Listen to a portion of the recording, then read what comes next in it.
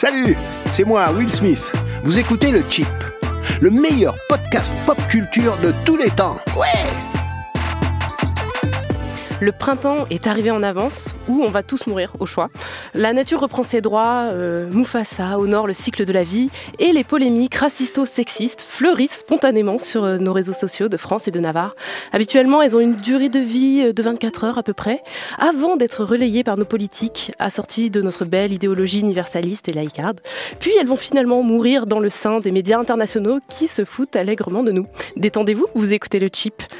Je suis Mélanie Wanga et aujourd'hui je suis entourée des grands et beaux François Oulac. Grand et beau, c'est nouveau mais merci, je prends. Kevin Donna. Petit et moche. Et surtout, Greg Germain. Les vieux. Acteur, metteur en scène et directeur de théâtre et surtout voix française régulière de Will Smith. Donc on est très content de vous avoir, de t'avoir, on se tutoie. Oui. Et est-ce que tu peux dire bonjour, vous écoutez le Chip ou c'est déjà relou ? Non, c'est pas relou, mais je l'ai dit en quelle voix ? Dans la voix de Will Smith ce matin, Hitch, machin, ou... Ouais. Bon, bonjour, vous écoutez le Chip. Merci. Alors Kevin, pour commencer, Kevin, tu reviens de vacances bien méritées. C'était comment ? J'étais aux Canaries, c'était à la fois dépaysant, inspirant, parce qu'en fait c'est une île tropicale bercée par les alizés. Donc ça me rappelle un peu de là d'où je viens. Mais en même temps, c'est pas exactement les mêmes problématiques. On parle pas de toutes ces questions d'identité de la même façon. Sauf que j'ai fait quelques musées et je vous ai ramené des cadeaux. Alors j'ai fait le musée Christophe Colomb. Ce qui vénère Christophe Colomb aux Canaries. En fait, il passait par les Canaries avant d'aller découvrir l'Amérique. Parce que je précise que dans ce musée, Christophe Colomb a découvert l'Amérique. Il y a beaucoup d'euphémismes. Par exemple, les habitants des îles Canaries sont partis s'installer dans le Nouveau Monde suite au dépeuplement qu'il y a eu au XVIe siècle dans ces coins-là du monde, etc. Donc, je vous ai ramené des petits cadeaux. Mélanie, tiens, ça c'est pour toi, on commence par toi. Merci. Vas-y, ouvre. C'est emballé. Ouais. Gran Canaria. Ok. Bon, je l'ouvre un peu. À l'arrache, vas-y. Et donc, c'est Tara. Tara, c'est une idole. C'est une divinité des populations préhispaniques qui habitaient avant que les Espagnols arrivent. Et en fait, c'est une déesse évidemment féminine, aux formes très généreuses. Et en fait, c'était une société qui n'était pas vraiment patriarcale. Pourquoi ? Parce qu'on y pratiquait la polyandrie. D'accord, donc les femmes avaient plusieurs hommes. En fait, une femme pouvait avoir jusqu'à 3 époux et les époux tournaient. C'est-à-dire que par exemple pendant un mois elle a un mari et puis il s'en va et puis le deuxième qui arrive. En fait c'était pas tous en même temps, c'était à la suite. C'est un peu comme la rotation dans Inception. Les rotations, c'est ça. Donc je me suis dit que ça te plairait, c'est de l'empowerment féministe au 15e siècle dans les îles Canaries. Donc ça c'est pour toi Mélanie. Merci, et puis toi François, il est un peu moins woke ton cadeau, mais c'est très intéressant. Vas-y, retourne. Moi j'ai le cadeau problématique, quoi. Un peu, ouais. Ok, alors c'est un t-shirt jaune avec un personnage qui ressemble un peu à une sorte de personnage un peu. Il a une afro. Tribal, oui, il a une afro. Il a pas l'air très content et ça dit rendirme no antes me enrisco. Est-ce que tu vois les traductions qu'il y a écrit en dessous ? Est-ce que tu comprends de quoi il s'agit ? Alors. Je vais jamais me rendre, je préférerais encore me jeter du haut d'une montagne. Ok, d'accord. D'une falaise. Est-ce que ça te rappelle quelque chose ? Là, comme ça, non. Est-ce que tu as déjà entendu parler du tombeau des Arawaks ou du tombeau des Caraïbes en Martinique ? Oui, ok, voilà. D'accord. Ouais. Donc ça, ce monsieur, c'est pas du tout un Caraïbe, c'est un Guanché. Les Guanches, c'est les populations qui habitaient avant que les Espagnols n'arrivent et qui se sont évaporées mystérieusement au moment de l'arrivée des Espagnols. Et il y a des petites légendes qui diraient qu'ils se sont, par exemple, jetés de falaises plutôt que de se rendre. Comme les Lemmings. Mais comme tous les... Comme dans les films de Shyamalan où les gens se suicident. Exactement, comme dans plein de trucs aussi, tu vois, de peuples, de tribus qui veulent pas être conquises et qui préfèrent la mort, etc. Et donc les Guanches, ils ont un peu disparu. C'était des populations venues du Maroc, des populations berbères qui se sont installées là-bas au Moyen-Âge. Et puis ensuite, il y a eu la rencontre avec l'Europe, et puis voilà, c'est un autre pays maintenant. Merci beaucoup, Kev. Voilà. Je le mettrai volontiers pour dormir. Je t'en prie, c'est toujours un plaisir. Alors, au menu cette semaine, dans le Chip, une émission 80% Greg Germain, sa vie, son œuvre, l'importance du travail des doubleurs noirs en France, et donc 10% de recommandations et 10% d'amour-haine avec notre rubrique Trash ou iconique.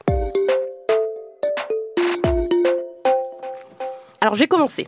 Il y a quelques mois, Netflix a droppé une bande-annonce, donc la bande-annonce d'une série qui a fait un peu trembler le Black Twitter international, celui de l'éternelle sorcière, Siempre Bruja en VO. Te voy a bajar las apps de una vez para que tengas Insta, Pic, Facebook, todo el cuento. ¿Qué son apps? Pero tú vienes del monte. Donc, il s'agit d'une production colombienne qui met en scène une héroïne afro-colombienne, donc youpi pour la représentation, on est content, dans le rôle d'une sorcière puissante dans la Colombie moderne. Et donc, on sortait pour une fois des représentations états-uniennes, quelque part. Donc, que demander de plus ? Du coup, j'ai regardé quelques épisodes, au moins 4, et ma sentence est tombée. Cette série mérite un bon gros trash, et je vais vous dire pourquoi. Alors, le pitch de Siempre Bruja, la sorcière éternelle, c'est quoi ? C'est en 1646, à Carthagène, l'esclave Carmen est amoureuse du fils de son maître blanc. Donc déjà, ça fait un peu mal. Parce qu'il lui a appris à lire. Et donc, elle est condamnée au bûcher pour cet amour illicite. Et donc, son mec, Cristobal, se prend une balle. Entre-temps, Carmen... D'où le nom. Voilà. Je voulais pas la faire, mais... Carmen a passé un accord avec un sorcier pour revenir dans le passé et sauver son cher et tendre. Et en échange, elle devra récupérer un MacGuffin, un truc on ne sait pas trop à quoi ça sert, pour le sorcier dans le futur. Donc après son exécution, Carmen se réveille en 2019 et c'est là que les ennuis commencent. Alors, mon opinion, c'est que la série souffre de plusieurs problèmes difficilement excusables, notamment la forme. Imaginez les production values de Undo Stress et le jeu des acteurs de Plus belle la vie. Et ça pendant 10 épisodes d'1 heure à scoltiner. C'est pas un truc un peu, c'est pas une esthétique un peu telenovelas assumée ? Ouais, mais assumé, mais pas bien fait, quoi. D'accord. Tu vois ? Donc déjà, malaise. Mais au-delà de ça, en fait, pour moi, c'est le fond scénaristique de l'histoire qui pose vraiment problème. Parce que l'héroïne est noire, et l'histoire, on dirait, passe son temps à s'en excuser, en faisant d'elle une espèce de témoin passif de son histoire, au lieu d'un vrai personnage actif qui fait des trucs, quoi. Donc du coup, Carmen, elle observe, elle reçoit de l'aide, elle a peur, mais en fait, elle prend jamais vraiment d'initiative pour faire avancer son histoire, son destin. En tout cas, pas dans les 4 épisodes que j'ai vus. Et surtout, elle est entourée en majorité d'hommes blancs qui lui disent tout le temps quoi faire et comment le faire pour arriver à son but. Donc du coup, c'est comme en 1646 au final, 2019, pareil. Donc on récapitule, son mec esclavagiste, c'est un homme blanc, le sorcier avec qui elle passe un deal, un homme blanc, son pote gay de 2019, un homme blanc, un fantôme qu'elle aide, un homme blanc, le nouveau mec dont elle tombe amoureuse en 2019 avec un gros triangle amoureux, un homme blanc. Du coup, pour moi, la limite en homme blanc est un peu explosée, quoi. J'ai eu du mal. Alors ça vient peut-être du fait que les scénaristes de la série, qui s'appellent Ana Maria Parra et Diego Vivanco, sont eux-mêmes des personnes blanches, roses, je sais pas. Donc on peut comprendre leur envie de se sentir représentée à l'écran. Donc voilà. Mais en vrai, personnellement, moi j'ai perdu très vite tout intérêt pour le scénario et pour l'histoire. En fait, j'en avais rien à faire de savoir comment ça allait se terminer. Mais en fait, ça m'a fait vraiment penser à ce qu'on a loupé, quoi. On aurait pu avoir tellement mieux. On aurait pu avoir une sorcière brûlée par les esclavagistes qui revient en 2019 et se lance dans des études de Black Studies pour démanteler le racisme institutionnel. Ça aurait pu être un slasher, tu sais, où elle arrive, elle désingue tout le monde avec des boules de feu. Mais oui, tu vois, tout était possible, quoi. Et parce qu'en plus, la sorcellerie, c'est quand même une métaphore du pouvoir des femmes, à la base. Et ici, Carmen, elle a beau faire des petits tours de magie, un peu de prestidigitation, mais on la craint pas du tout. On est très très loin de The Craft, par exemple. Ouais. Donc en conclusion, je dirais que je suis déçue mais pas choquée. J'ai une question. Comme d'habitude. Oui. J'ai pas suivi, c'est une production Netflix ou c'est juste une production colombienne? Alors je sais pas, mais en tout cas Netflix quand ils rachètent, ils mettent quand même Netflix original. Ouais. Donc je sais pas. Mais voilà. Et effectivement, on a beau prôner l'universalité des histoires, moi je trouve que quand c'est des personnes blanches qui écrivent sur certains sujets, c'est souvent la même sauce en fait. On retrouve toujours les mêmes écueils un petit peu. Et pourtant c'est typiquement le genre de série dont j'aurais pu vous rebattre les oreilles en disant « faut regarder, c'est trop bien, c'est féministe et tout », parce qu'il y a une héroïne forte, des voyages dans le temps, des histoires de triangles amoureux, mais en fait non, c'est de la demeure, quoi. Donc trash et un blâme pour Netflix. Greg, tu regardes Netflix? Tu as Netflix? Oui, j'ai Netflix, mais ce que tu dis est très juste, Mélanie, c'est d'où on parle. Ça n'est pas tant qui parle, mais c'est d'où on parle.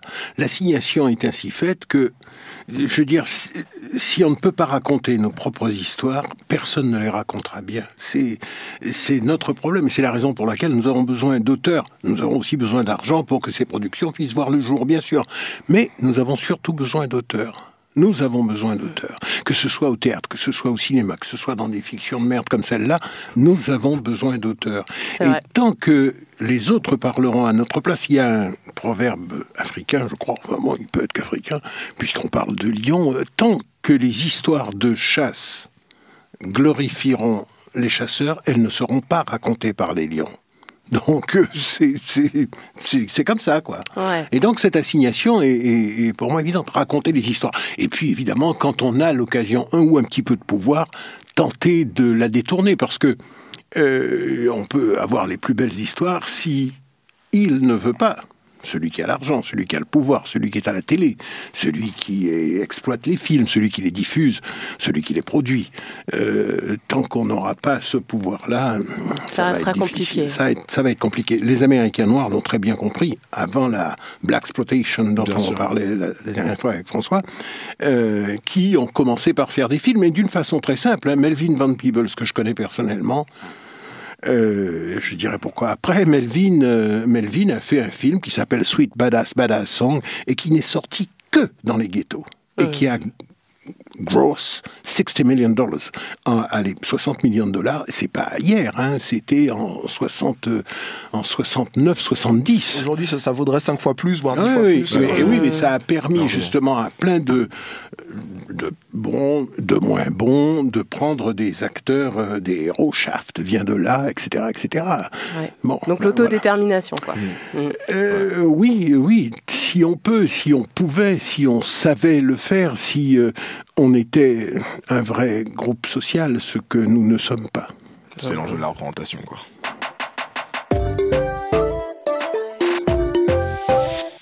Alors cette quinzaine, moi je me charge du trashico des réseaux. On va continuer à parler cinéma et question de représentation aussi. Cette semaine, la question qu'on vous a posée est à propos du film Green Book. La victoire de Green Book aux Oscars fait polémique. Certains jugent le film médiocre et complaisant. D'autres aiment son côté feel-good et saluent la performance de Mahershala Ali. Vous en dites quoi? Trash ou iconique? Et les réponses qu'on vous propose, c'est Mahershala rules. Donc Mahershala déchire et on célèbre sa victoire. Fuck les white saviors. Ou la troisième possibilité, je ne vois pas les couleurs. Vous avez été plus de 260 à répondre. Ouh. C'était donc- serré, je crois, hein, les résultats un peu. Non, ça va. C'est 50% pour 50% de anti-white saviors, Ouais. 36% de pro-Mahershala et 14% de gens qui ne voient définitivement toujours pas Qui les couleurs. sont-ils? Je sais pas, ils sont pas, c'est anonyme. On a Amel qui nous dit que Mahershala est trop fort et qu'elle est très contente, en gros, qu'il ait gagné, mais qu'elle a l'impression d'avoir été manipulée, d'avoir vu une certaine perception de l'histoire sans avoir eu d'avertissement au début. Une histoire vraie, faussée, aussi jolie soit-elle. Il aurait fallu une sorte de disclaimer au début du film, tu sais, genre ceci est une fiction et toute ressemblance avec des... tu sais. Ben oui, en fait, oui. j'ai presque envie de te dire que c'est les détournements et les parodies qui m'ont donné envie de voir le film parce que je l'ai vu hier soir. Et jusqu'à il y a quelques jours, j'avais pas trop envie de le voir. Et quand j'ai vu les late shows américains de type Jesus and Mero faire The Greenest Book, on vous mettra le lien, c'est absolument hilarant. Je me suis dit voilà, je suis en train de rater un moment de culture, il faut que je regarde ce film. Donc, Et donc, review? Et donc review, ça va pas être très long, mais en gros, c'est pas un mauvais film. Le film est pas dans le mauvais sens de l'histoire. C'est pas un film pro, je sais pas, alt-right ou pro-ségrégation, tout ça. C'est pas du tout de ça dont il s'agit. Je pense que le principal problème de ce film, c'est qu'il ne prend pas en compte l'époque dans laquelle on est. Il arrive après d'excellents films noirs, avec des acteurs noirs, mais aussi avec des gens, des réalisateurs, des producteurs noirs. Je pense à, que ce soit... En fait, il y en a pour tous les goûts, de Beale Street à Black Panther, à Black Klansman, à Moonlight. Il y avait vraiment un choix très fort de films noirs qui parlent de ces questions-là de façon plus ou moins Moderne. frontale, de façon beaucoup plus moderne, centrée sur des personnages noirs.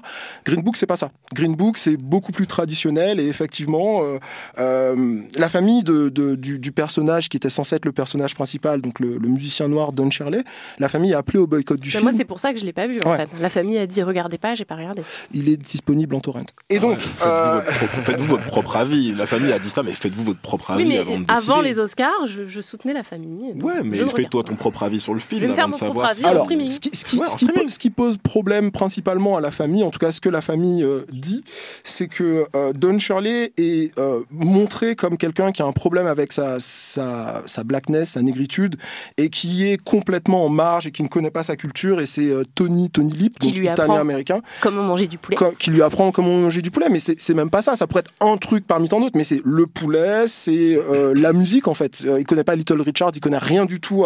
Il connaît, mais il écoute pas du tout de cette musique-là, et donc il est complètement rejet. Et sa famille dit mais il était ami avec Dr. Martin Luther King, il a fait la manifestation à Selma, il était proche de Nina Simone, de plein d'autres personnages de cette époque-là. Enfin, cette présentation aussi de Don Shirley est... Enfin, c'est vraiment comment Hollywood romance des choses aussi pour pouvoir faire des belles oppositions et faire des choses très manichéennes. Ouais, tu veux dire, ils ont présenté une version totalement biaisée de la réalité et surtout complètement déchargée de sa charge politique. Quoi. Ouais. Et puis ils ont recentré l'histoire sur un personnage blanc. C'est pas déchargé comment dire, d'éléments politiques, ça parle de ségrégation, il y a vraiment du racisme qui est montré, c'est combattu, etc. Mais encore une fois, ça reste souvent le problème, le racisme, c'est le problème des blancs pauvres du Sud qui sont agressifs et méchants. C'est pas le problème des élites qui, elles, vont le voir se produire et qui, elles, sont ouvertes d'esprit et modernes et bienveillantes, alors que c'est plutôt les élites qui dirigent et qui en fait acceptent d'aller voir Don Shirley dans le Sud se produire sur scène, mais qui n'acceptent pas nécessairement qu'ils mangent à côté d'eux à leur table. Donc c'est plus complexe que ce que présente le film. Je dirais surtout que moi, ce qui me pose problème, c'est je n'ai pas de problème à ce que ce film existe. Enfin, je veux dire, il y a beaucoup de blancs, donc il y a un marché pour faire la ségrégation friendly pour cette vision du film. Puis d'ailleurs, ça n'a pas plu qu'aux blancs.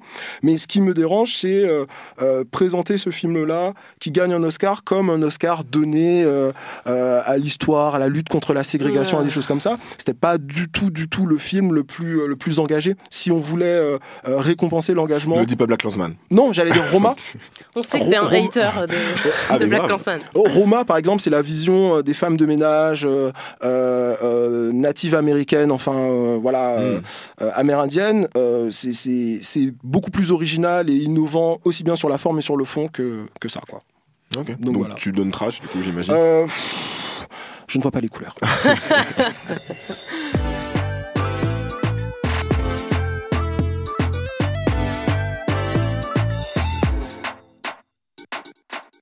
Alors Greg, on est ravis encore une fois de te recevoir dans l'émission. Je vais d'abord balancer quelques éléments biographiques à ton propos pour que les gens qui nous écoutent puissent un peu te situer, toi et ton parcours. Et puis ensuite, on va parler un peu des sujets qui nous intéressent. Tu as un peu plus de 70 ans. Oui. Tu es né... un de plus. Tu es né à Pointe-à-Pitre. En Guadeloupe. Donc en Guadeloupe. Question de curiosité, tu rentres souvent là-bas ? J'y allais souvent quand ma mère était encore de ce monde. Il y a 8 ans qu'elle est partie, j'y vais un peu moins, mais oui, je vais y aller dans 2 mois. D'accord. J'y vais Vous êtes de quelle commune, les Germains ? Hélas, les Germains sont de Pointe-à-Pitre, enfin pour cela, mais mon père était de Marie-Galante, de Grandbourg, et ma mère était de Capesterre, de la Guadeloupe, ce qui fait que je suis en Basse-Terre, à Marie-Galante et en Grande-Terre. D'accord. Je suis vraiment guadeloupéen. D'accord, nous les Moulacs on est du Moule, mais on est basé à Goya. Bref, j'aime bien toujours savoir un peu les communes. C'est un peu la guerre des communes. Donc tu es comédien, metteur en scène, acteur. On t'a vu dans des séries à la télévision, comme par exemple Médecin de nuit dans les années 80, qui était c'était un peu une version française de Urgence, mais genre bien avant Urgence, bien avant que ce soit cool. Ouais. C'est ça, c'est un proto-Urgence. Tu faisais Georges Clooney ? Non, si tu veux, je faisais Alpha, mais comme j'avais cet âge-là, oui, j'ai reçu quelques dizaines de milliers de lettres. Mais t'as un léger air de Benton, du docteur Benton d'Urgence. J'ai regardé les extraits. Demandant en mariage. On t'a vu également à la télévision dans la série culte H sur Canal+, où tu jouais... Un truc dans H. Désiré Césaire, le père d'Aimé, quand même, il faut le dire. Je suis désolé. Ça parle notre génération. Moi, c'est cultissime pour moi, H. On t'a vu dans Anti-sur-scène au cinéma de Pascal Légitimus. On te voit dans la série Shérif, la série policière sur France 2. Et donc à côté de toutes ces activités, tu as été président du festival Off d'Avignon et tu es évidemment doubleur. Tu as doublé énormément d'acteurs afro-américains différents comme qui j'ai noté Danny Glover, Samuel Jackson, Sidney Poitier, Denzel Washington, mais évidemment le rôle pour lequel on te connaît le plus et dans lequel tu es dans les tympans des Français, sans même parfois qu'ils le sachent, c'est le rôle évidemment de Will Smith. iRobot, c'est toi. Hitch, c'est toi. Men in Black, c'est toi. You name it. Non, mais c'est surtout le Prince de Bel-Air. Et surtout le Prince de Bel-Air. Donc on va commencer par le commencement. On va parler du Prince de Bel-Air. Voilà, on s'en est un peu du générique. Now this is the story. Série culte, Le Prince de Bel-Air, produite par... Vous savez par qui elle est produite la série? Quincy Jones. Motherfucking Tu Quincy Jones. tu m'auras pas. La base. Voilà, Carlton, la danse de Carlton, le check, boom, psh, on connaît tous. Avec Jazz. Oui, avec Jazz, DJ Jazzy Jeff. Déjà, j'ai envie de te demander comment est-ce que tu as tout simplement obtenu le rôle de Will Smith à la télévision, et est-ce que tu l'as rencontré, Will Smith? Oui, je l'ai rencontré plusieurs fois. En tout cas, 2 fois, ça fait plusieurs, oui. Comment je l'ai obtenu? Parce que je doublais plein de trucs et que j'ai une bonne voix en cela qu'elle est très, comment je vais dire, plastique. Je peux la graver, je peux la rendre plus légère, etc. Et c'est ce qu'on me demandait. Et puis, j'ai passé des essais pour ça. C'était dans une société qui s'appelle la Sophie, société de sonorisation. Quoi. Et effectivement, j'ai tout de suite piqué ce personnage que je trouvais intéressant. Je le trouvais intéressant parce qu'il était relativement iconoclaste. C'était la première série noire américaine, entre guillemets, que je voyais produite par justement quelqu'un comme Quincy Jones, et où, je veux dire, c'était une famille très aisée, et lui, c'était une espèce de poussin égaré dans ce truc-là, et parfaitement, je veux dire, c'est un jeune de banlieue qui arrive dans le 16e, c'est ça qu'on peut dire. Ouais. Et puis j'ai immédiatement, quand le premier essai que j'ai fait, ils ont renvoyé aux États-Unis. Les États-Unis ont dit oui, c'est absolument ce personnage. J'ai vu une interview de toi où tu racontes une rencontre avec Will Smith et tu dis que Will Smith te dit que t'as la voix de son père, c'est ça? Oui, ça c'est très drôle. Non, oui. Non, Will Smith. Will Smith. Oui. Ouais. Bah, raconte-nous un petit peu peut-être ta première rencontre avec Will Smith. C'était dans les années 90, c'est ça? Là, c'était non 80. Oui, dans les années 90. C'était en 96. J'étais en Californie. Je crois qu'il allait faire ou qu'il venait, je sais plus. On m'a dit tiens, il y a Will Smith dans ce restaurant, j'y suis allé. Et puis j'ai dit voilà, it's you. J'ai dit oui. Alors on parle comme ça. Bon, I speak a fairly good English. Et puis il me dit bon, à part l'accent anglais, effectivement, t'as la voix de mon père. Alors ça m'étonne pas que. Il avait vu la VF. Oui, il avait vu la VF. Oui, non, pardon. C'est quand je lui ai parlé en anglais qu'il a dit ouais, ça tomberait bien puisque tu. Il a reconnu la voix. Il a reconnu la voix. Il avait déjà dépassé. Alors c'était pas en 96, ça devait être en 98. Il avait fini de faire Le Prince de Bel-Air. Parce que ça a été diffusé beaucoup plus tard chez nous, c'est ça? La série, il y a eu 148 épisodes entre 90 et 95, je crois. Pendant 5 ou 6 ans, voilà. Et il était il allait faire son premier film que je n'ai pas fait, qu'il avait fait, écoutez, je sais plus parce que c'est trop vieux, moi je suis trop jeune pour tout ça, c'est pas possible.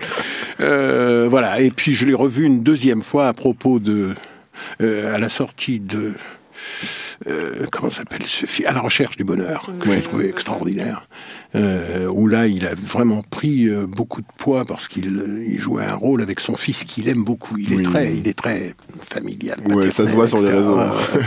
Et vraiment, c'était même si c'était pas son fils qui jouait, c'était vraiment très touchant, très criant de vérité. J'ai beaucoup aimé ce film-là. On s'est rencontrés il y a 2 semaines, du coup, avant que tu viennes ici dans l'émission. Et tu as pris contact avec moi par Twitter. Et honnêtement, j'arrive, je vais dans les locaux de ta société de production pour discuter avec toi, et je suis un petit peu déçu en fait quand je te rencontre, parce que je m'attends à entendre Will Smith. Je sais que tu es la voix de Will Smith quand je te rencontre, je te serre la main, mais je m'attends à entendre Will Smith, et en fait quand on te voit comme ça et quand on t'écoute parler, on n'entend pas nécessairement c'est la voix de Greg Germain. C'est ça. Oui, c'est ça. Et pourtant, parce que qu'est-ce que c'est le travail d'un comédien de doublage? Je préfère dire ça parce qu'un doubleur, c'est celui qui commande des doublages, c'est-à-dire celui qui les achète, qui achète le produit américain et qui doit le doubler. Donc, son travail, c'est quoi? C'est de rester au plus près du personnage, c'est d'essayer le plus possible de jouer les mêmes sentiments que le personnage, et puis c'est surtout tenter de se faire oublier, mais d'apporter à sa voix quelque chose qui fera que le public reconnaîtra toujours cette voix, soit dans des intentions, soit dans un certain rythme de la phrase. Et c'est ça qui, pour moi, fait un un bon doublage. Bon, on va écouter un mini extrait du coup de tes performances dans Le Prince de Bel-Air. Elle, c'est ma petite cousine Ashley. Salut. Et ça, c'est mon garde du corps, Jeffrey. C'est génial. Tout ça, c'est mon oncle Phil.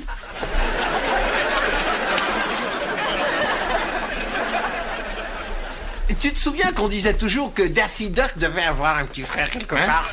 Alors je te présente mon cousin Carlton. Tu vois, Faut pas toucher. quand tu parles de voix élastique à moduler, c'est clair que entre la personne qu'on a aujourd'hui là et la voix qu'on entend là dans le micro, c'est pas du tout le personnage un peu juvénile, adolescent qu'on entend dans Le Prince de Bel-Air. Comment est-ce que tu fais? Ouais, mais François, tu sais, c'est cette voix-là que j'essayais d'avoir, la voix d'un mec juvénile, tu vois, comme quand il est avec Jazz et qu'il fait ouais, Jazz. C'est Bon, tellement perturbant. c'était ça. C'est tellement perturbant. Comment mais- tu fais pour moduler ta voix justement et obtenir comment est-ce que tu as créé entre guillemets la voix de Will Smith? Comment tu fais pour travailler tes cordes vocales et dans quel mood tu te mets pour faire Will Smith?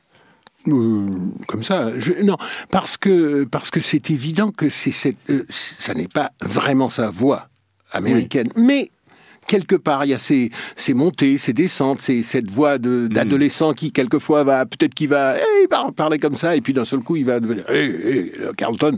Il peut faire des choses comme ça. J'ai fait évoluer la voix évidemment qui ressemble de plus en plus à la mienne puisqu'il d'abord il n'a plus 20 ans. Oui. Il en a 50. Bon, alors ça fait toujours que j'en ai 20 plus que lui, d'accord. Mais finalement, j'ai la chance d'avoir une voix qui ne vieillit pas. C'est vrai, blague dans le crack. C'est ce que j'allais dire. Donc voilà, et je pourrais encore, je pense, le doubler pendant assez longtemps. D'accord.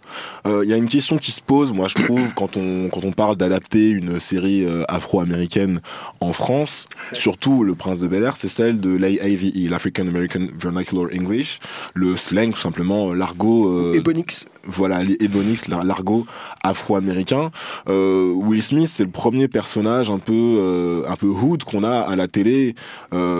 Les exemples précédents de séries que je vois comme ça, ce sont plutôt des choses comme le Cosby Show ou Family Déjà des Matters. noirs bourgeois. Absolument, oui, oui, mais il n'a pas entre guillemets l'accent du ghetto. Non, mais ni Carlton non plus. Il y a un peu de code switching quand même Alors, selon voilà. les épisodes. Alors, l'idée, c'est ça, c'est d'apporter cette...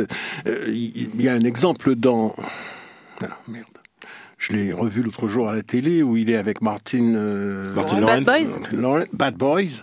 À un moment, il y a un ado qui vient chercher la fille de Martin et Reggie. On en a parlé Et il il y a parle, 2 jours. voilà, et il parle, ouais, mais qu'est-ce que tu veux, etc. Bon, comme un mec qui aurait vraiment, tu te dis, il a un flingue caché derrière son dos, et ce mec va me descendre. D'ailleurs, il le joue à la perfection, le gamin qui joue l'amoureux de la fille de Martin Lawrence. Du coup, comment tu fais lorsque tu es un comédien français? Je crois que Kevin aussi, c'est une question qui te taraude un peu, la question de la vie. Comment tu fais quand tu es un comédien français et que tu dois... Moi, le sentiment que j'avais parfois, c'était pas seulement au niveau des voix, même au niveau des traductions en général. Il y a parfois un peu d'euphémisation. Je passe mon temps à regarder Netflix, et quand ça devient très racial dans un anglais américain en VO, parfois c'est pas traduit en français. L'exemple que je pourrais donner, c'est par exemple un comédien qui va dire White people are crazy, et ça va être traduit en français par les gens sont fous. Oui. Ou alors, au contraire, un Américain va dire black people, et en français ça va être traduit par les blacks. Ce qui est encore un autre sujet. Alors, de moins en moins maintenant, parce que nous sommes de plus en plus élevés contre ça. Personnellement, je refuse évidemment dans les doublages de dire des choses. Et quand je dis que j'ai apporté quelque chose à Will Smith dans Le Prince de Bel-Air, sa tante, qui est Aunt Viv en anglais, moi j'ai décidé de l'appeler Tante Vivi parce que j'avais une tante qui s'appelait Sylvia et qu'on appelait Tante Vivi. C'est génial. Je dis beaucoup Kip. Oui. Dans Le Prince de Bel-Air. Il le fait pas dans le truc. Donc, j'ai adapté à ma façon. Pourquoi? Parce que, très souvent, et je comprends, je n'accuse pas, simplement, j'ai, moi, toujours refusé de prendre l'accent africain, entre guillemets, que les doubleurs, en tout cas les patrons de boîtes de doublage, voulaient parce qu'ils disent, bon, ben, écoute, on va traduire ça par un accent africain. Non, merci. Non, je ne le fais pas. C'est ça la grandeur de mon métier pour moi. La première, c'est de travailler avec qui je veux. Je sais que ce ne sont pas forcément les comédiens qui écrivent les textes et qui s'occupent des traductions même des c'est surtout pas les comédiens, oui. Mais est-ce que malgré tout, tu as un input là-dessus? Est-ce que tu peux dire, voilà, là j'aimerais bien switcher ce mot, etc. caméra. Tu apportes évidemment. Ça dépend du comédien que tu es. Ça dépend, évidemment. J'imagine qu'avec la bouteille que tu as, voilà, on va t'écouter si tu as un truc à dire sur ces mais questions. il y a des mecs qui te disent non, tu sais, non, il faut le client ne veut absolument pas. Je dis appelle le client. Appelle le client devant moi. Bon, alors il faut que vous sachiez que depuis 94, j'ai décidé de ne plus faire de doublage, tout simplement parce que je trouvais que les gens traitaient les comédiens de doublage très mal. D'accord. Moi, c'est pas pour ça que Comédien de doublage noir ou comédien de doublage comédien de doublage d'une façon général. générale. Nous avons fait une grande grève pour que soient reconnus certains droits, notamment celui, puisque notre voix est imprimée et qu'elle passe plusieurs fois, des centaines de fois. La série Le Prince de Bel-Air est sortie, par exemple, et les comédiens ont fait une action pour qu'il puisse y avoir des droits de suite dans la voix, puisque les télévisions s'en servent pour remplir les écrans. Il n'y a pas de raison que ça ne leur coûte pas de l'argent. Bien sûr. Donc ça n'a pas fonctionné parce qu'il y a eu vraiment... et là, les comédiens ont été très très maltraités. Je me suis dit, ça n'est pas pour moi. Ça faisait très longtemps que j'avais pas fait de théâtre. J'ai décidé de faire du théâtre. Et comme personne ne m'employait, j'ai décidé de prendre un théâtre pour pouvoir faire mes mises en scène, jouer et faire venir mes copains. Parce que je sais, justement avec cette bouteille, même si je n'en avais pas autant à l'époque, il y a 30 ans en arrière, je sais que il faut le pouvoir. On ne peut pas faire autrement, parce qu'à chaque fois, le mec va pouvoir tirer le tapis sur lequel tu es assis et tu vas te retrouver le cul dans l'eau, si je puis dire. Donc c'était ça, c'était ma façon à moi de combattre. En plus de ça, vous ne les avez pas encore, mais ça viendra, vous inquiétez pas. Je crois que quand on est comme nous, issus d'une société un petit peu... qui n'a pas la majorité dans la société dans laquelle ils vivent, on va dire ça comme ça. Expérience minoritaire. C'est très bien dit. Écrire un pays dominé. Jusqu'à... Oui, c'est ça. Chameau. Jusqu'à l'âge de 40, 42, 43, 44 ans, on est tout entier tourné vers sa petite personne, vers sa gueule, vers ce qu'on gagne, vers son paraître. On est acteur de sa propre vie. Et puis un jour... par quel mystère, je ne sais pas, ça se passe comme ça, on dit non, bon, ça suffit, je ne vais pas faire n'importe quoi parce que... Et donc, on étudie comment l'adversaire fait, puisque c'est un adversaire, même s'il n'est pas déclaré, c'est un adversaire. Ça n'est pas une... Enfin, je ne sais pas si... On ne va pas parler de guerre, parce que guerre, il y a des morts, etc. Mais enfin, c'est un adversaire. Une compétition. C'est une lutte. C'est une lutte et nous n'avons pas les bonnes armes. On nous demande de jouer au basket sur un terrain de football avec une balle de tennis. Donc, oui, je ne peux pas le dire mieux que ça. Et quand tu arrives à comprendre les règles du jeu, on te met sur un terrain de basket avec un cochonnet et on te donne une boule à mettre, tu vois, les boules de pétanque. Donc, la règle du jeu change à chaque fois. Et donc, il faut que je m'invente mes propres règles. Il faut que je m'invente les choses qui font que j'ai mes propres règles. Donc, j'ai trouvé un théâtre. J'ai fait venir des compagnies d'outre-mer et d'Afrique. Malheureusement, il n'y en a pas beaucoup qui peuvent venir, puisque là encore, une compagnie africaine ne peut pas se déplacer parce qu'ils n'ont pas de structure. Enfin, ils pourraient, mais bon, on ne va pas rentrer dans ce débat-là. Donc, je prends chaque année quelques pièces de Guadeloupe, Martinique, Guyane, Réunion, Nouvelle-Calédonie, là d'où elles viennent, et au moins une pièce de la diaspora, et au moins une pièce de la diaspora, qu'elle soit arabe, qu'elle soit maghrébine ou française, ceux qui vivent la même misère que moi en dehors du périphérique, par exemple, pour venir à la chapelle du Verbe incarné. J'ai, grâce à ça, presque forcé l'État à subventionner cette chapelle. Il la subventionne du bout des lèvres, je peux le dire, puisque le ministère de la Culture n'a jamais signé avec cette chapelle du Verbe incarné une convention triennale, comme il a signé avec tout le monde. Ça fait 21 ans que ça existe. C'est-à-dire que chaque année, je dois redéposer le dossier pour pouvoir avoir des subventions. Le ministère de l'Outre-mer a très bien compris ça, et l'a fait. Mais je les aurai. Je suis plus fort que... On est plus fort. Juste une chose, on est plus fort que l'institution, parce qu'on est plus mobile, moins gras, et qu'on n'a pas on n'est pas à l'intérieur de technostructures ou de structures très pesantes. Plus agile, quoi. On est plus agile, Ouais, on va des plus vite, TPE. c'est ça qu'il faut se dire. Je vais te proposer une question sur le théâtre un peu plus tard, parce que j'ai vu un truc marrant dans ta bio en regardant un petit peu tes différentes filmographies, voxographies, etc. sur Wikipédia. Mais j'ai envie de revenir d'abord sur les questions de doublage. L'un de tes collaborateurs réguliers dans Le Prince de Bel-Air, mais aussi un peu plus tard dans Anti-sur-Scène, c'est un monsieur qui s'appelle Med Hondo, donc la voix dont on officielle. a déjà parlé dans le chip. Tout à fait, la voix d'Eddie Murphy, qui fait également, par exemple, le flic de Beverly Hills. On s'écoute un petit extrait. Que tout le monde s'arrête, monsieur, arrêtez, merci. Arrêtez tout, faites plus rien, s'il vous plaît. Je suis Axel Follet, commission d'urbanisme de Beverly Hills. Arrêtez tout, je vous en prie, stoppez les machines. Je voudrais voir le contremaître. S'il vous plaît, stop. Vous, posez ça par terre, posez ça par terre. Posez ce saut par terre. Maintenant, dites-moi, où est le contremaître? Je veux voir le contremaître. C'est moi. C'est vous le contremaître. Personne peut reconnaître Medondo dans la rue, mais tout le monde connaît sa voix, c'est un truc de fou.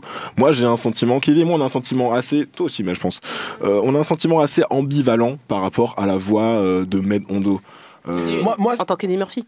tu voulais réagir, Non, Mélanie? vas-y. Non, moi je voulais dire que je pense qu'il a il a tellement bien fait son travail. Excuse-moi, Kev, j'ai oublié de préciser, Medondo dans le Prince de Bel-Air, c'est celui qui joue Geoffrey. C'est le butler. Voilà, Oui, c'est le maître majordome. d'hôtel. Jeffrey, remets-nous les glaçons.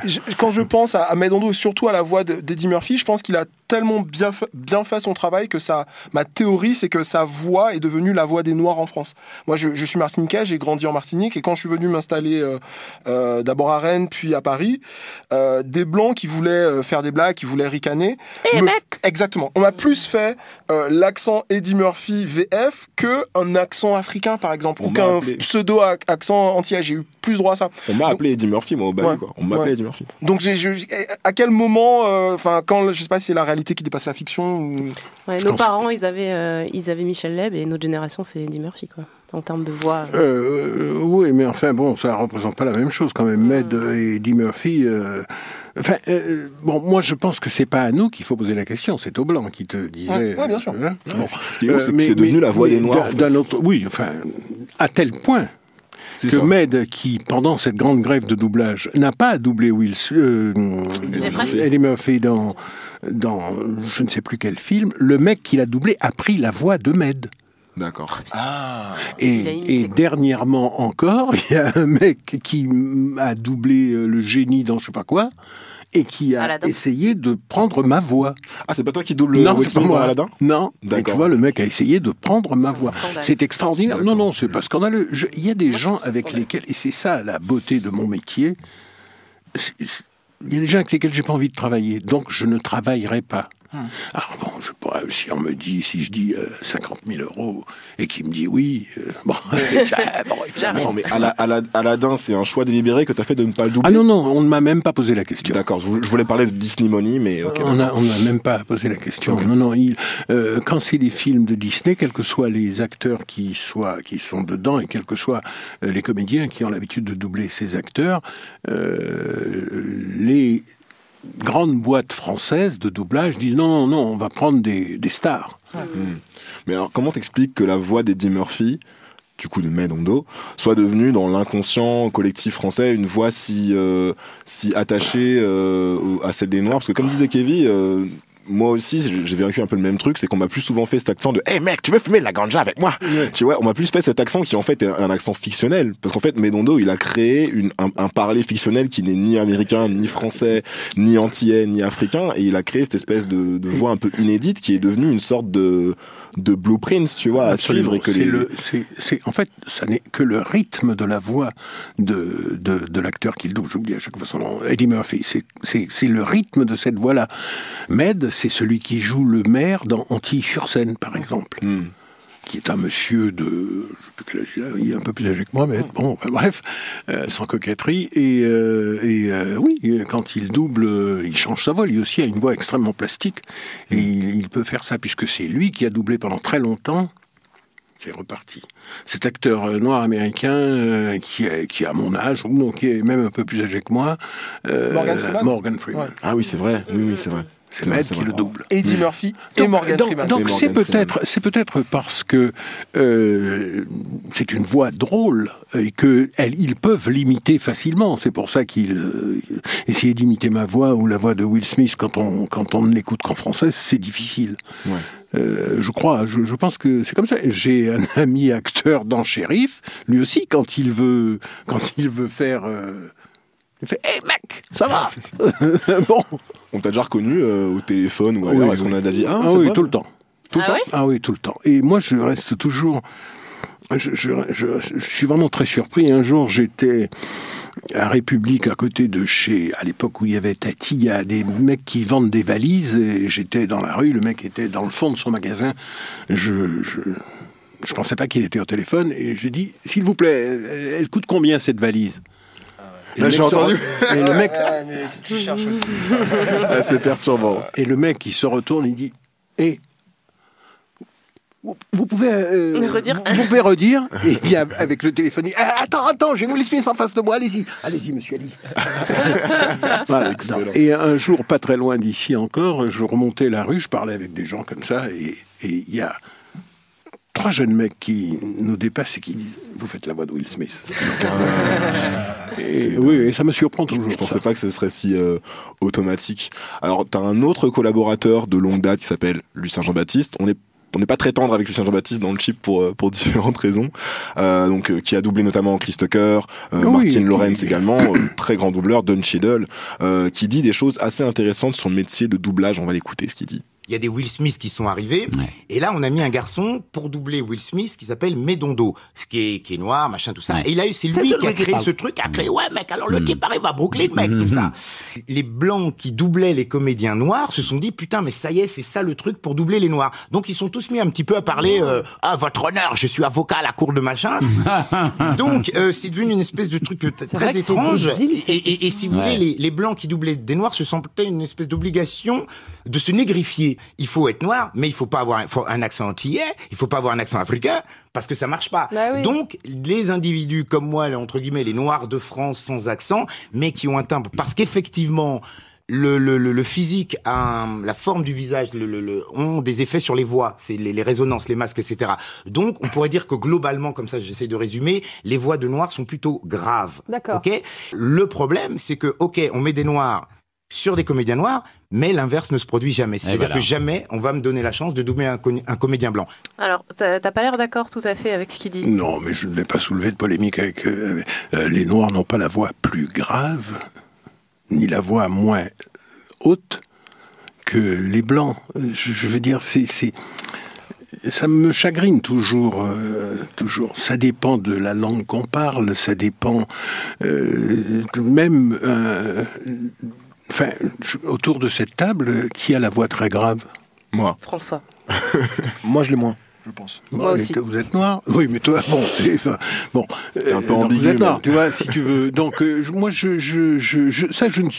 n'en suis pas sûr. Je pense qu'il s'est trompé quand il a dit Will Smith. Oui, quand il parle de Medondo. Il voulait dire Eddie Murphy. Ouais. Mais c'est peut-être un lapsus significateur, je ne sais pas, puisqu'il a déjà doublé Will Smith. Surtout, vous êtes combien de grands comédiens à avoir doublé les acteurs noirs afro-américains ? Il y a Jacques et Jean-Michel Martial, voilà. Il y a... Vous êtes 5-6 à tout casser. Oui, on est 5-6 à tout casser, mais je veux dire, moi, j'ai gagné... Alors, bon, c'est faux ce qu'ils disent aussi, puisque j'ai doublé beaucoup d'acteurs blancs, je ne sais pas lesquels, mais dans les 10 ans où j'ai vraiment... Je n'ai fait que ça. Ouais. Entre 82 et 92, le Prince de Bel-Air, 93, je n'ai fait que ça. J'ai passé ma vie à faire du doublage, et après, comme je le disais en 94, quand je me suis dit, bon allez, j'arrête ce truc-là, ça me donnait une occasion de faire autre chose. Et j'ai toujours fait ça dans ma vie, d'un obstacle, faire un chemin.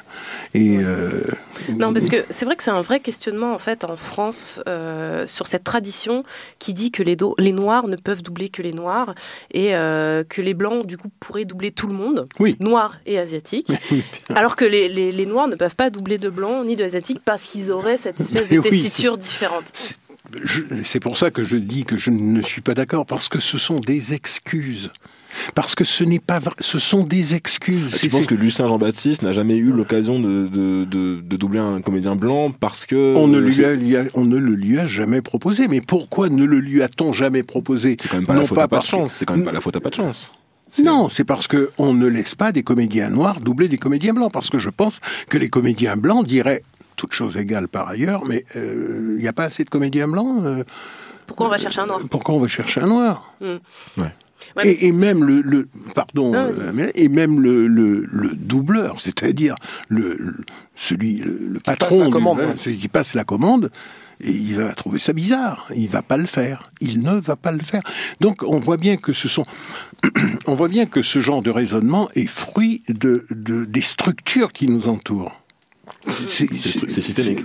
Ben oui, il y a une majorité d'hommes blancs qui ont commencé par faire du doublage, qui se sont cooptés entre eux. C'est comme pour l'ENA, c'est comme pour Sciences Po, c'est comme pour tout ce qu'on voit, quoi. C'est pas plus que ça. Ouais. Alors moi j'ai un exemple très particulier. Il s'agit de la doubleuse Yasmine Modestine, qui est métisse et qui a témoigné dans une tribune sur rue 89 où elle a raconté son expérience de 2007 sur un plateau où on lui a dit alors je sais pas s'il y a des gens comme vous dans le prochain épisode. Et comme vous avez des voix spéciales, je peux pas vous prendre surtout parce que vous pouvez pas doubler les blancs. You people. Voilà, donc elle ajoute dans la tribune, ce métier a un problème avec la couleur. Seuls les comédiens noirs américains seraient valables. Et comme, je cite donc ce qu'on lui a dit, il n'y a pas de bons comédiens noirs français, ni assez de diversité. Force est d'employer des comédiens blancs qui sont meilleurs. Oui, donc voilà. Après, elle a saisi la HALD, qui est une instance qui traite la discrimination. Et la HALD n'a pas accepté de traiter son dossier, sauf quand elle est allée voir la presse et qu'il y a eu des articles qui ont commencé à sortir. Le Monde explique, selon l'enquête menée par la HALD, les directeurs de casting rejettent régulièrement des candidats noirs parce qu'ils estiment que ceux-ci ont une voix trop spécifique, inadaptée à un personnage blanc. Et l'enquête s'est soldée du coup par juste un rappel à la loi aux responsables de la société de doublage mise en cause, Nice Fellow. Donc voilà, il y a eu quand même un débat. C'est controversé cette histoire. Non, mais je n'ai pas dit que... Je dis simplement les raisons. Oui, bien sûr. Je dis pas... c'est Sciences Po, c'est l'ENA, c'est le déterminisme. Il n'est pas social cette fois, c'est du déterminisme racial ou ethnique, comme vous voulez. Ça n'est pas plus que ça. Je regrette toujours quand nous livrons à ce genre de choses en disant que notre voix est un peu plus grave, un peu plus...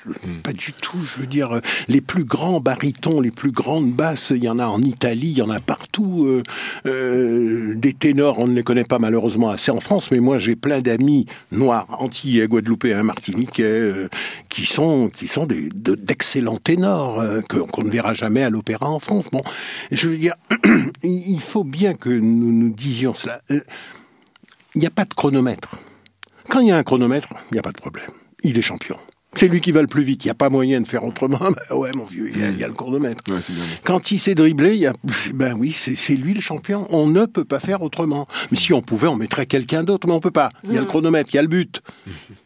C'est normal. Tu voulais réagir ? Ouais, je voulais réagir à tout ce que tu dis parce que ces débats-là qu'on est en train d'avoir, j'ai l'impression que justement dans les années 90, les premières fois où j'en ai entendu parler, c'est dans le Prince de Bel-Air.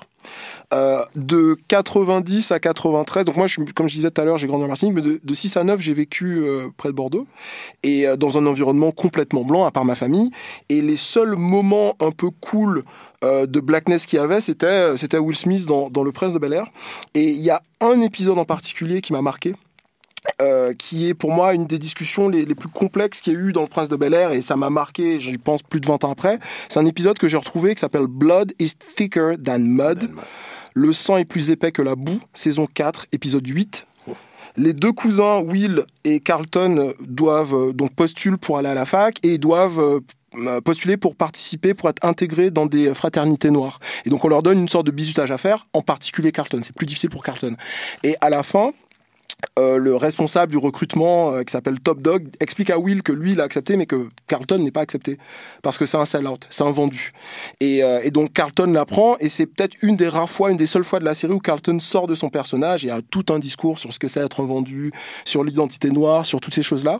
Et est-ce que toi c'est quelque chose qui t'a marqué? Quand j'ai commencé à en parler, j'ai vu que toi aussi ça t'a... Oui, non, mais bien sûr, parce que c'est assez surprenant, mais ça ne l'est moins quand on sait que l'argent qui a servi à faire cette série, c'est Quincy Jones qui l'a mis. Je veux dire, là encore, on parle de pouvoir. Quand j'ai tourné Médecin de nuit dans les années 80, où c'était la première fois qu'en France, on voyait un noir avec un rôle moteur, c'est-à-dire qu'il dépendait de personne, il était médecin, je veux dire, c'est un sorcier. Il peut rentrer à n'importe quelle heure chez les gens. La série a été écrite par Bernard Kouchner. Lorsque nous nous sommes rencontrés... Bernard Kouchner. Lorsque nous nous sommes rencontrés pour la première fois avec Bernard à propos de ce rôle, parce qu'il avait un ami martiniquais qui s'appelait Alpha, probablement... un des cousins ou des oncles de José Alpha, le dramaturge, metteur en scène de Martinique. On a parlé, j'ai lu le premier épisode, j'ai dit à Bernard Kouchner, il n'est pas question de faire comme si ça n'existait pas. Il n'est pas question de faire comme s'il n'y avait pas de racisme en France. On ne peut pas faire ça, même si c'est pour la 2, même si c'est un machin de mettre ça. Je ne veux pas dire qu'on va le foutre dehors à coups de pied ou des trucs comme ça. Non. Tu veux dire qu'au début de la série, le rôle était écrit un peu comme ce dont on parlait sur Green Book, quoi, que la série était écrite d'une manière oui, Alpha, il est normal blanc, quoi, mais on le fait jouer par... oui, et je dis non.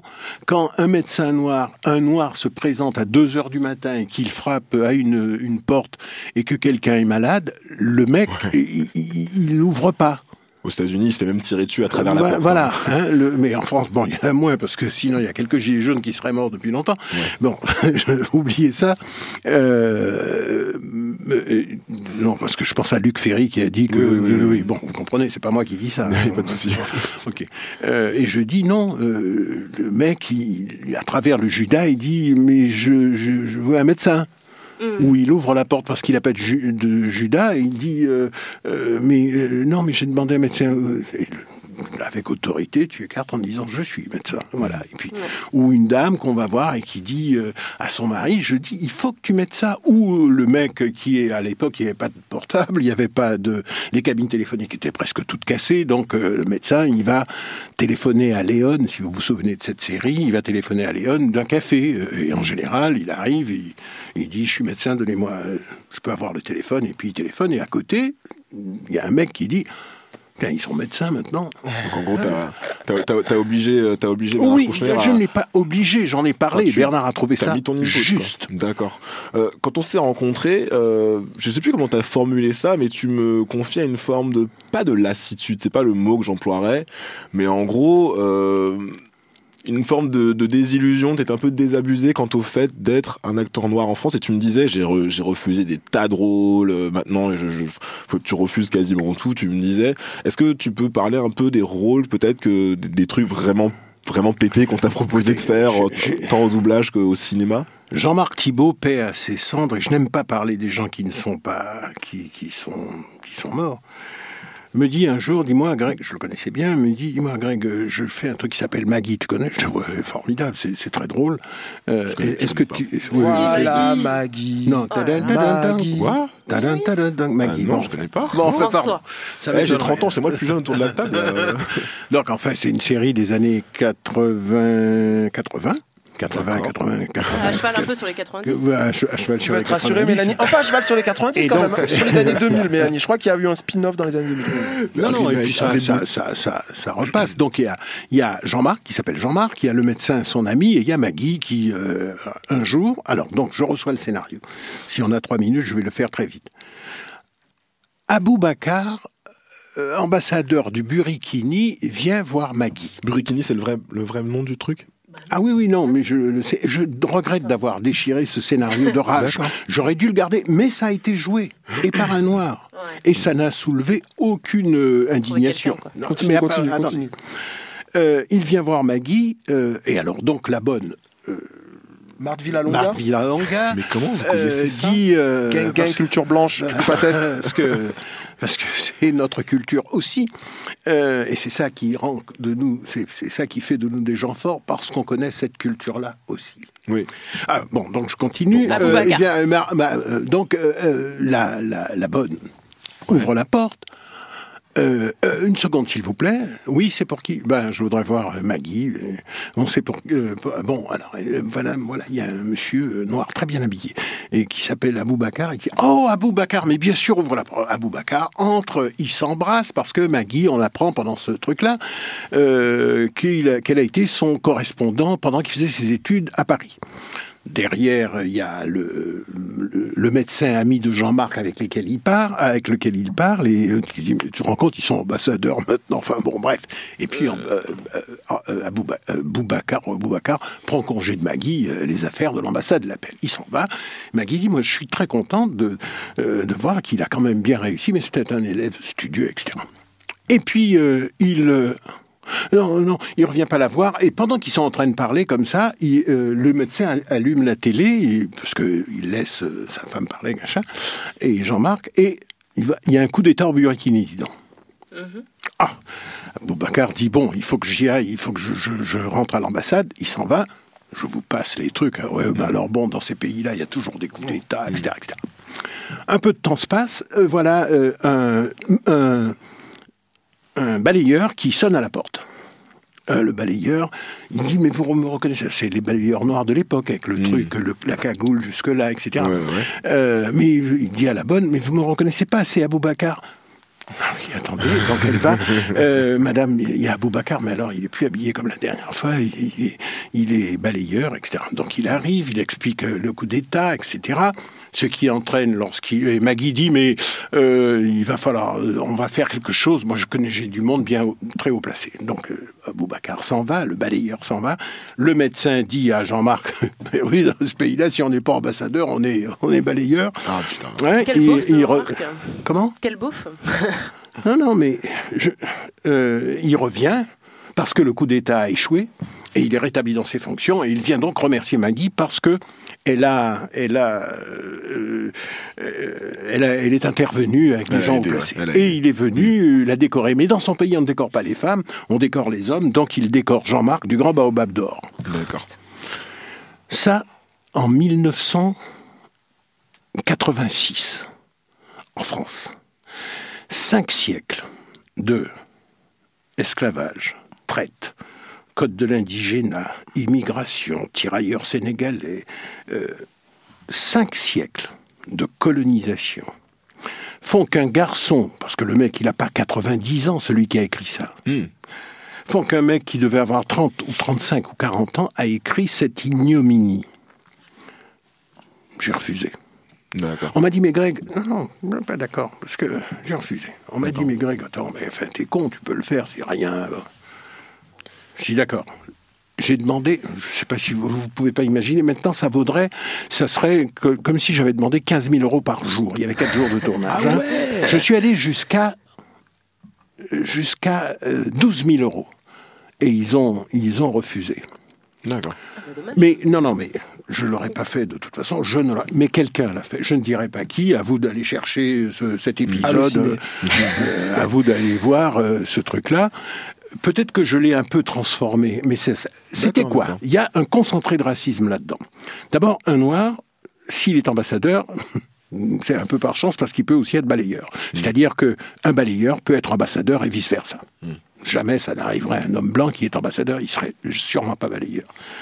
Deuxièmement, n'importe quelle femme blanche peut intervenir dans les affaires extérieures d'un État. C'est possible, on est en 86, et puis même maintenant d'ailleurs. Bon, la France-Afrique. Troisièmement, il revient dans ses fonctions parce qu'elle est intervenue. Quatrièmement, il vient décorer, mais il ne décore pas la femme parce qu'ils sont tellement sexistes dans son pays que c'est pas les femmes qui le décorent, c'est l'homme. Et en plus de ça, c'est le Grand Baobab d'Or. Ah pardon, j'ai oublié, qui est taillé dans un vieux pneu.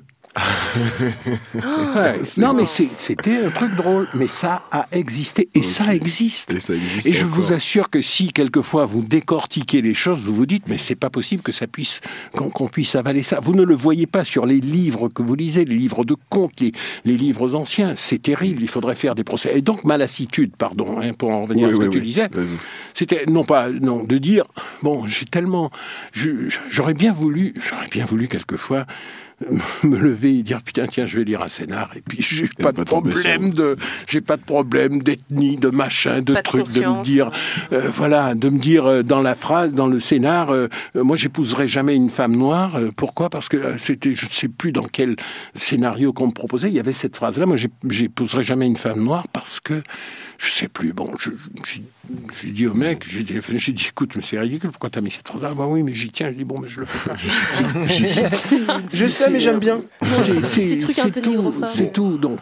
Inversement, pour sortir un peu de trucs un peu dark, c'est quoi, à ton avis, le rôle que tu as dont tu as été le plus fier pas nécessairement dans ta voxographie par rapport à Will Smith, mais même en règle générale en tant qu'acteur ou comédien, quel est le rôle qui t'a le plus tenu à cœur et dont tu as été le plus fier d'interpréter ? Je ne suis pas sûr qu'on peut parler de fierté. On peut être fier quand un rôle est difficile et qu'on l'interprète et qu'on vous a dit qu'on l'interprétait bien. C'est probablement le premier rôle que j'ai eu.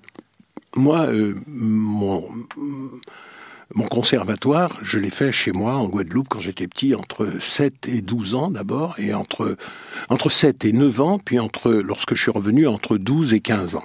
Puisque je suis né en Guadeloupe, on est resté jusqu'à ce que j'ai 7 ou 8 ans, ensuite on est parti 2 ans, je suis revenu, je devais avoir 10 ans, un truc comme ça, bon, peu importe. Et je suis revenu, et je suis reparti définitivement, j'avais 15 ans. Là, j'ai toujours aimé le théâtre, j'avais la chance d'avoir une grande maison dans Pointe-à-Pitre, mon grand-père avait mis une petite scène, et je montais des pièces de théâtre. Et j'ai monté des pièces de théâtre. Et au lycée en France, quand j'étais chez les Jésuites, j'ai monté des pièces de théâtre. Et donc, c'est ce que je voulais faire. On m'a dit, non, écoutez, faites autre chose. Bon, là, j'ai décidé de faire du droit. Et une fois, j'ai croisé un mec, je suis à la télévision, je vous la fais courte, j'avais 19 ans, il cherchait des acteurs pour un film qui se déroulait à la télévision.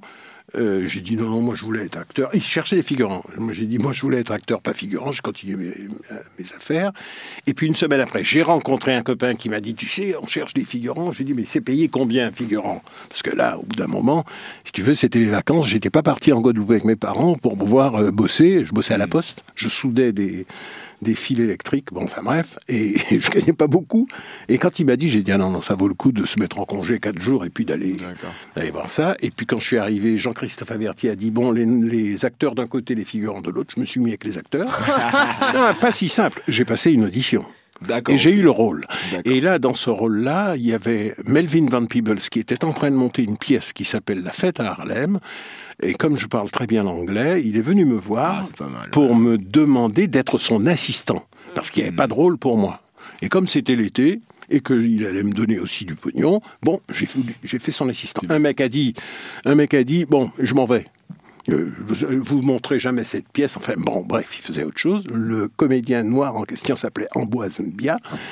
Et donc, Melvin m'a demandé si je pouvais le remplacer. Je l'ai remplacé. Je me mettais du talc dans les cheveux que j'avais abondamment, afro et tout à l'époque.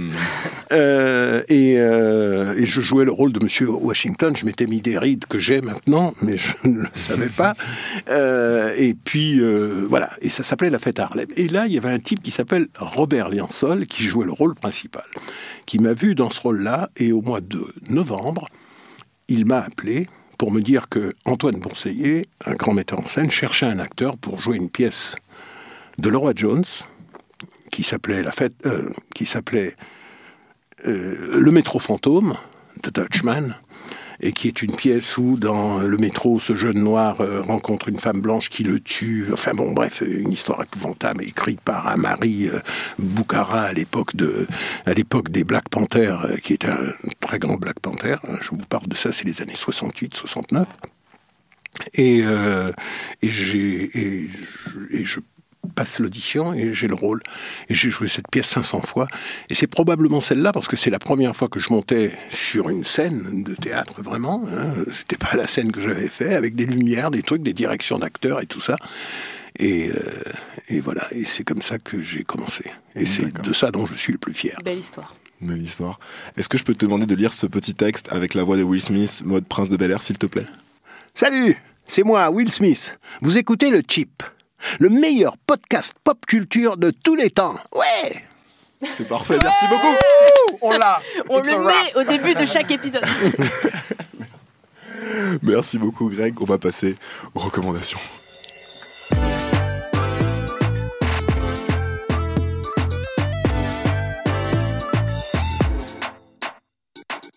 Moi, ma recommandation, cette quinzaine, c'est un podcast français qui s'appelle Banana Kush. C'est présenté par Camille Diao et Christophe Payet. Ça ne parle pas de banane, ça parle de ça. Interdite. La banane tient la première place. Et pourtant un produit qu'on consomme la plupart du temps en cachette. Rien ne peut résister au lobby de la banane. C'est un fléau. Banana Kush, le magazine des cultures du cannabis. Camille Diao, Christophe Payet. Bonjour et bienvenue dans Banana Kush, le podcast consacré à l'actualité du cannabis. Parce que même si elle est toujours illégale en France, la weed est incontestablement devenue un fait social et culturel. Dans ce nouveau numéro, vous allez entendre un élu socialiste qui veut faire de la Creuse le Colorado français. Un rappeur qui a vendu mais ne consommait pas à l'époque. Aujourd'hui, il consomme mais ne vend plus. Et puis nous vous avons tendu le micro pour nous raconter vos petites mésaventures, vos histoires de bad trip. C'est marrant quand il parle de lobby de la banane, j'ai cru que c'était un podcast sur le chlordécone. Mais je pense que la serre vient de reportage sur le chlordécone et comme j'en ai parlé il y a 2 semaines, alors voilà, c'était dans la continuité de la banane. Tu fais une petite pause dans la verticale chlordécone. Mais en fait non, voilà, c'est ça, je parle pas de banane podcast, cette fois-ci. C'est très toi quand même. Non, je vois pas de quoi tu parles, Mélanie. Okay. Donc, alors, du coup, avant d'aller aux Canaries, je suis passé 24 heures à Amsterdam. Et je sais pas quelle a été l'association d'idées dans ma tête, mais je me suis dit qu'il fallait que je parle de ce podcast-là. C'est présenté, comme je le disais tout à l'heure, par Camille Diao et Christopher Payet. Et c'est un podcast indépendant qui parle de cannabis, et dans le 2e épisode, ils reçoivent Mathieu Kassovitz, qui est très détendu sur le sujet, comme s'il était intouchable. Dans le 3e épisode, l'extrait qu'on vous a passé tout à l'heure, ils reçoivent le rappeur Joker de la MZ, qui parle de la consommation en cité, c'est très intéressant. Et dans le dernier épisode, dans le 4e épisode, ils reçoivent Laura Satana, la tatoueuse de Booba, entre autres, ouais, qui parle de la weed et des femmes. C'est vaste sujet, c'est complètement passionnant. J'ai trouvé que la façon d'en parler était très maligne. Il n'y a pas d'apologie de la drogue, mais il n'y a pas non plus de posture morale complètement ridicule. On sait que la loi est très répressive en France, même sur le débat autour du cannabis. Et puis j'ai trouvé très bien aussi que l'émission soit présentée par Camille Diao, une femme noire, parce que j'ai souvent l'impression qu'en France en particulier, à part les rappeurs, les noirs et les personnes racisées en général n'en parlent pas. Donc j'ai trouvé ça assez cool et je vous encourage à écouter cette émission qui est vraiment sympa, et en plus ils sont en indé. Voilà.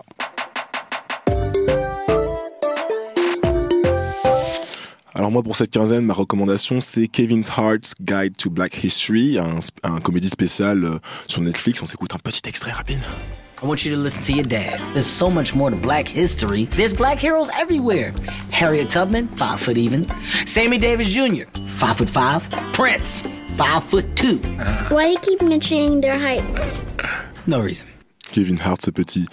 C'est un comédie spécial d'1h30 donc, et en gros l'histoire c'est la fille de Kevin Hart, enfin la fille fictionnelle de Kevin Hart qui est énervée en fait parce qu'elle est avec un copain à elle qui est blanc, et en fait ils sont en train de regarder 12 Years a Slave, sauf qu'évidemment elle est très énervée et très frustrée parce qu'elle voit à l'écran, et du coup elle s'embrouille avec son copain et elle se retire dans sa chambre, et du coup Kevin Hart vient la rassurer et lui essaie de lui expliquer en fait que l'histoire noire américaine, et par extension l'histoire noire, ne se résume pas à l'esclavage. Et du coup, il va s'employer à lui prouver qu'il y a plein de personnages super intéressants noirs dans l'histoire américaine. Et donc, en gros, le spécial prend la forme de petites scénettes, des petites scénettes humoristiques à chaque fois, avec plein de guests comme Lil Rel Howery, Lil Rel, vous savez, le meilleur ami dans Get Out, ou Tiffany Haddish. Et en gros, voilà, t'as plein de personnages iconiques comme Josephine Baker, Matthew Henson, qui était l'assistant de Robert Perry, qui est le premier homme à avoir atteint le pôle Nord, sauf qu'en fait c'est pas lui, c'est Henson justement. Ouais, un noir, voilà, Henson est arrivé avant lui, et donc c'est présenté dans le spécial, ou d'autres personnages de l'histoire américaine. Par exemple, j'ai appris que les chips, vous savez, les chips ont été inventés par un homme noir, comme quoi, voilà. Et Tiffany Haddish, elle joue Mae Jemison, qui est la première femme afro-américaine à avoir été dans l'espace. C'est très drôle la scène où elle appelle la NASA. Ouais, allô. Bonjour, je suis une femme noire, je voudrais devenir astronaute. Allô. Ça a coupé. Ouais, bref, donc voilà, c'est drôle, c'est accessible, c'est pédagogique, ça s'adresse aux enfants évidemment, par le format et le ton, mais honnêtement, nous les adultes on apprend plein de trucs, et donc c'est assez cool. Voilà, c'est sur Netflix. C'était le Chip. On revient dans 15 jours, ou presque, car la date ancestrale du double anniversaire Kevin-Mélanie, le 14 mars, arrive à grands pas. Donc l'émission sera probablement décalée de quelques jours pour fêter ça. En attendant, vous pouvez nous suivre sur Twitter et Instagram sur @lechipodcast. Très bien. On a un petit rebranding en cours avec l'équipe de Binge Audio pour les réseaux sociaux en mode American Next Top Model. Donc soyez prêts. My body is ready. Voilà. Laissez-nous également une review sur Apple Podcast. Mettez-nous 5 étoiles pour nous faire remonter dans le classement des podcasts. Très bien. Cette émission a été réalisée par Quentin Bresson. Merci Quentin. Greg, merci d'avoir été avec nous. Merci Quentin, merci François, merci Kevin, merci Mélanie. C'est ça. Merci à tous. Merci. Salut, À très salut. vite.